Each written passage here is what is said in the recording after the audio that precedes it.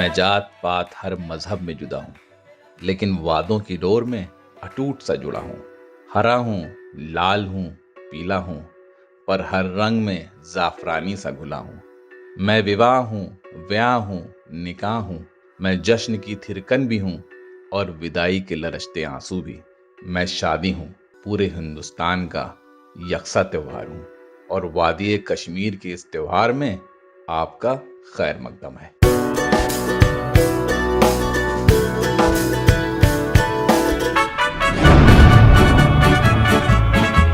आज जन्नत की शादी का सबसे अहम दिन है, यानी निकाह ख्वानी का दिन। शादी के इस घर में दोपहर से ही दूल्हे की गाड़ी फूलों से सजना शुरू हो चुकी थी।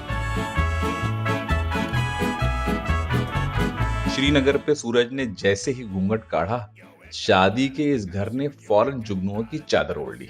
रस्मों के आगाज से पहले मैं तैयार होके दूल्हे के कमरे में दाखिल हुआ तो रेशम के सुनहरे कुर्ते पजामे में तैयार दूल्हा अपनी सुनहरी जरी की बूटियों वाली हल्की गुलाबी शेरवानी में बड़ी नजाकत से जज्ब होने की तैयारी कर रहा था। तो मैंने भी बड़े अदब से दूल्हे की तैयारियों में थोड़ा सा हाथ बटाया। और अगर आप सोच रहे हैं कि मैं कौन हूं, तो मैं हूं गौस बजाज, इस कहानी का सूत्रधार।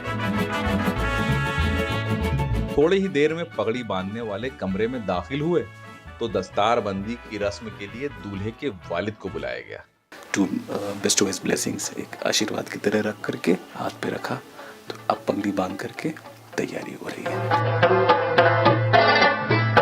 बाप ने दुआ देते हुए बेटे के सर पे जैसे ही हाथ रखा, दस्तारबंदी शुरू हो गई। कमरे में बड़ा पाकीज़ी और खामोशी वाला माहौल बन गया। पगड़ी की ये सुनहरी परतें एक के ऊपर एक चढ़ती चली गईं और पगड़ी तैयार हो गई। दूल्हे के भाई ने रस्म के हिसाब से छोटे भाई की शेरवानी के कुछ बटन कसे और कांधे पे गुलाबी परतनुमा स्टोल और सफेद मोतियों की माला गले में डाल के किसी बादशाह की तरह दूल्हा तैयार हो गया। तैयार होते ही मां ने चश्मे बद्दूर कहते हुए बेटे को नजर बद से बचाते हुए लोबानदान के धुएं के साए में लेके आगे बढ़ी।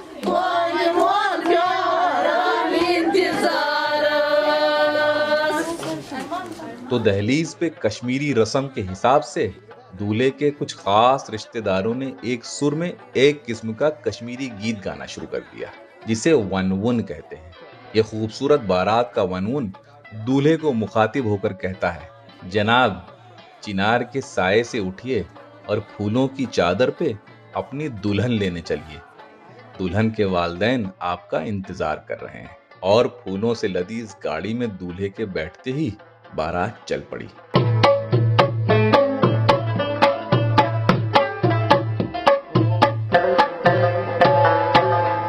और खुशियों की ये बारात जब दुल्हन के आंगन में दाखिल हुई तो दुल्हन के माँ बाप ने बारातियों का फूलों से इस्तकबाल किया।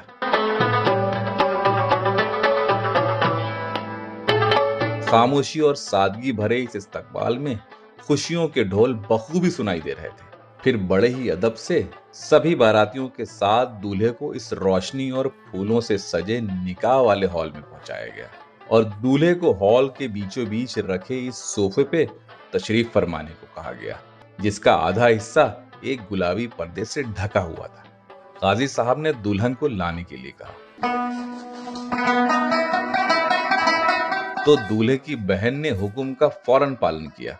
लाल जोड़े में दुल्हन शर्म और हया का लिबास ओढ़े एक जालीदार लाल घूंघट के पीछे झुकी हुई नजरों से आने वाली आईने की तरह साफ जिंदगी की झलक बखूबी देख सकती थी। किसी रियासत की मल्लिका की तरह बहनों के बीच उसी जिंदगी की तरफ एक के बाद एक कदम बढ़ाती चली जा रही थी। हॉल में दुल्हन के दाखिल होते ही चकाचौंध सा छा गया, जैसे सारी रोशनियों ने दुल्हन की तरफ ही रुख कर लिया हो। मेहमानों ने एहतराम में खड़े होकर दुल्हन का इस्तकबाल किया और दुल्हन को दूल्हे के पहलू में पर्दे के दूसरे ओर बिठाया गया। दोनों में खामोशी थी, लेकिन धड़कनों ने गुफ्तगू करना फौरन शुरू कर दिया था। बीच में पर्दा था, लेकिन आने वाली जिंदगी कश्मीर के पानी के चश्मे की तरह साफ। दोनों की इस खामोश गुफ्तगू के दरवाजे को मौलाना साहब ने खटखटाते हुए दुल्हन से आज के इस निकाह ख्वानी के आगाज की इजाजत मांगी। मुझे निकाह पढ़ाने की इजाजत है? नाहिद साहब इजाजत है? औज़ु बिल्लाहि मिनश शैतानिर रजीम, बिस्मिल्लाहिर रहमानिर रहीम। इजाजत मिलते ही उन्होंने निकाह की अहमियत के बहुत ही खूबसूरत बयान दिए और बताया निकाह आधा दीन है और कबूल करने से दफन होने तक मुसलसल मियाँ और बीवी दोनों इबादत में रहते हैं। मेरा तो नजरिया ही बदल गया इस रिश्ते को लेकर। और फिर कुछ दुआओं के बाद अब दूल्हे से पूछा, क्या आपको ये निकाह कबूल है? कबूल किया। कबूल है की आवाज गूंजते ही दूल्हा दुल्हन के लिए पूरी महफिल ने दुआएं मांगी।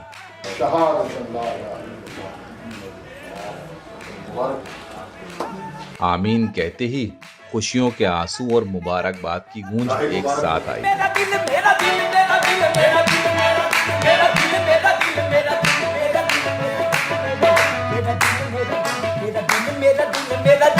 निकाह नामे पे दस्तखत होते ही पर्दे हटा दिए गए, फासले मिटा दिए गए और दूल्हा दुल्हन एक दूसरे में ऐसे गुम हो गए जैसे ये महफिल है ही नहीं।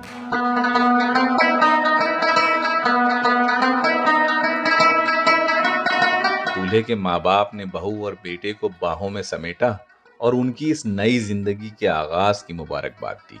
दुल्हन की माँ ने दूल्हे को मुबारकबाद के साथ कुछ तोहफों से नवाजा। भाइयों बहनों और दोस्तों ने भी अपने अपने अंदाज में दूल्हा दुल्हन को मुबारकबाद दी।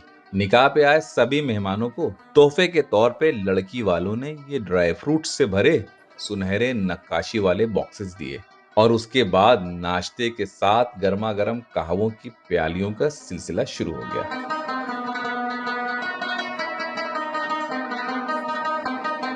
आगे की इस शाम में तस्वीरों और मुबारकबाद का सिलसिला यूं ही चलता रहा। कुछ देर में वाजवान के जबरदस्त जायकों की खुशबू पूरे हॉल में घूमते हुए खाने की तरफ आने की दावत देने लगी। कोविड गाइडलाइंस को मद्देनजर रखते हुए यहाँ त्रामियों में वाजवान नहीं परोसा गया, लेकिन वाकई वाजवान का हर एक जायका नायाब, बहुत ही खूबसूरत। वाजवान से तो मुझे इश्क हो गया है। खाने के बाद विदाई की तैयारियां होने लगी। दुल्हन की दोनों बहनों ने लाल पश्मीना शॉल से दुल्हन का चेहरा ढकते हुए एक लंबा सा घूंघट डाला और दोनों बाजुओं को हल्की दबिश देते हुए दोनों बहनों ने अपनी नाजों से पली इस बहन को आहिस्ते से उठाया और दूल्हे की इस अमानत को उनकी भाभी के हवाले किया। और एक बहन ने सामान तो दूसरी ने कुरान लेके बहन के इस छोटे मगर भारी सफर में आखिर तक साथ दिया। दुल्हन की घूंघट से झांकती आंसुओं से धुंधली नजरें बस बिलखने को तैयार थी। कहती, अम्मा अब्बा बस एक बार और सीने से लगा लो, अपने इस लखते जिगर को भींच लो, मींच लो, जाने न दो, मेरे आंसुओं को एक बार फिर से पोंछ दो। ये विदाई जमाने का कैसा दस्तूर है, एक बार फिर से उंगली पकड़ के ये दहलीज पार करा दो। अब्बा अम्मा एक बार और सीने से लगा लो, भींच लो, मींच लो, जाने न दो। दूल्हे ने दुल्हन के माँ बाप से चलने की इजाजत मांगी तो उन्होंने दूल्हे को गले से लगा के अपने लखते जिगर को हमेशा खुश रखने की गुजारिश की।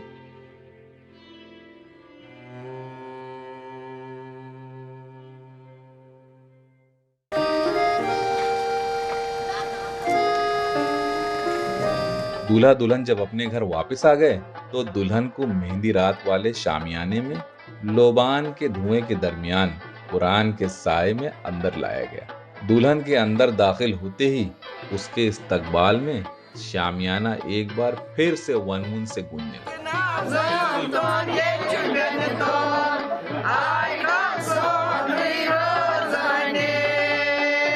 और कश्मीरी अदब के एतबार से दुल्हन का घूंघट दूल्हे की मां ने उठाकर मुंह दिखाई की रस्म की अदायगी की। दुल्हन को देखते ही सबने माशाअल्लाह कहा और अपने इस नए कुनबे में शामिल होने की खुशी दुल्हन की मुस्कुराहट में बखूबी झलक रही थी।